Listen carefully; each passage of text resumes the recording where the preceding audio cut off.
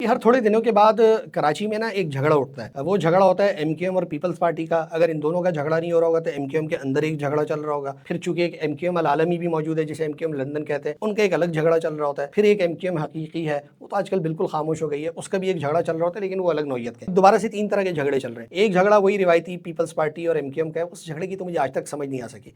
यानी लगता है कि इन दोनों को कभी भी सच्चा प्यार नहीं मिला। यानी ये आपस में एक साथ हुकूमतों में भी होते हैं, इत्तेहादी भी हैं, कोई हुकूमत गिराना होती है तो उसका भी पार्ट होते हैं, और विफाक में एक साथ बैठे होते हैं। बल्कि सिंध में भी देखें तो गवर्नर एमक्यूएम का है और हुकूमत यहाँ पर पीपल्स पार्टी की है। कभी गवर्नर के मेयर के साथ झगड़े चल रहे होते हैं, कभी मुस्तफ़ा कमाल और फारूक सत्तार बयानात दे रहे होते हैं। अभी भी दोबारा नए सूबों का जो है ना शोशा छोड़ा गया है, बल्कि मुस्तफ़ा कमाल ने कहा है कि अगर मसाइल हल नहीं हुए तो नया सूबा जो है ना उसकी तरफ बात जा सकती है। अब ये सूबा कैसे बनेगा? यानी आइन में तो गुंजाइश नहीं है, लेकिन जैसे एमक्यूएम पीपल्स पार्टी मिलकर ये जो 26वीं और 27वीं तरामीम लेकर आएँ तो 28वीं भी ला सकते हैं, तो उनके लिए तो कोई मसला नहीं है नई तरामीम के ज़रिए कोई सूबा बना लेना या फिर कोई और काम कर लेना। अच्छा, फिर एमक्यूएम की ना अपने अंदर भी एक लड़ाई मौजूद है, तो उसका इजहार भी हम देखते रहते हैं कि कभी कोई हमारे दोस्त हैं अनीस कायम खानी साहब, उनके खिलाफ बयानात आ रहे होते हैं, कभी खालिद मकबूल सिद्दीकी के खिलाफ नारे लग रहे होते हैं, कभी मुस्तफ़ा कमाल को जो है ना बुरा भला बोला जा रहा होता है, कभी बागी लोग अलग अपना कन्वेंशन कर रहे होते हैं, कभी नारे लग रहे होते हैं।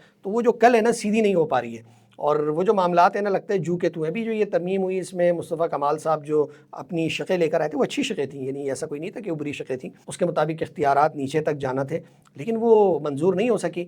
और हालांकि अगर आप देखें टेक्निकल देखें तो यार इतनी नशिस्तें तो अल्ताफ़ हुसैन अपनी ज़िंदगी में एमक्यूएम को कौमी असम्बली की नहीं जितवा सके थे जितनी उनके बगैर मिल गई।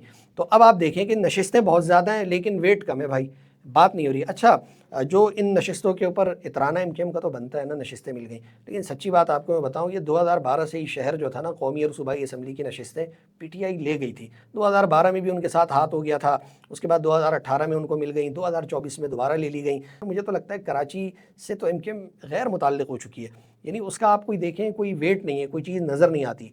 तो बहरहाल सियासत है, सियासत इसी चीज़ का नाम है कि वो अपने बयानात देते रहें, लोगों को लुभाते रहें। तो एमक्यूएम मौजूद तो ज़रूर है, यानी वो उसका वज़न जो है ना मुझे लगता है गुब्बारे की तरह है, दिखने में बहुत बड़ा है, अंदर सिर्फ हवा है। तो वो उस हवा के बाद जो है ना अब अगले भी समझते हैं कि ठीक है यार, जैसा चल रहा है मामला वैसे ही चलाने दो। तो कोशिशें उनकी तरफ से बहुत है। अब जब तक वो अपने अंदरूनी झगड़े नहीं निपटाएंगे तो उसके बाद वो पीपल्स पार्टी से कोई बात करें तो समझ भी आता है। भी तो यही लगता है बस सियासत ही हो रही है। और अगर आप जायज़ा लें ना, मेरा ख्याल है कोई 1-2 साल पहले तक कोटा सिस्टम पर एमक्यूएम ने बहुत ज़्यादा बात करना शुरू कर दी थी। यानी वो वक्तन फ़वक्तन बस इशूज़ को छेड़ते रहते हैं और उसके बदले में क्या मिलते हैं उनको ये तो हमें नहीं पता, लेकिन शायद ऐसा कुछ ज़रूर मिल जाता है कि कोटा सिस्टम को छोड़ के अब सूबे पर आ गए और फिर सूबे को छोड़ेंगे किसी और चीज़ पर आ जाएंगे। बात होती रहेगी लेकिन बात कोई ना मुकम्मल होगी ना मानी जाएगी।